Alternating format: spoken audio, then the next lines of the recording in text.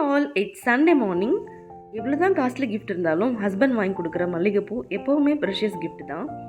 நேற்று வாங்கி கொடுத்தாரு. இன்றைக்கி மார்னிங் எங்களோட பிரேக்ஃபாஸ்ட் குழி பணியாரமும் கார சட்னியும். இந்த காம்பினேஷன் எங்கள் 2 பேருக்குமே ரொம்ப பிடிக்கும்.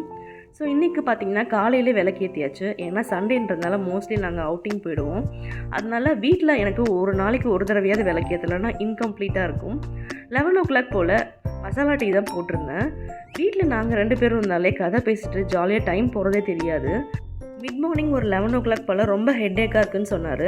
ஆஸ் யூஷுவல் இந்த டைமில் நான் டீ குடிப்பேன். பட் இன்றைக்கி மசாலா டீ ப்ரிப்பேர் பண்ணேன். இஞ்சி, ஏலக்காய், பட்டை, லவங்கம் எல்லாம் போட்டு.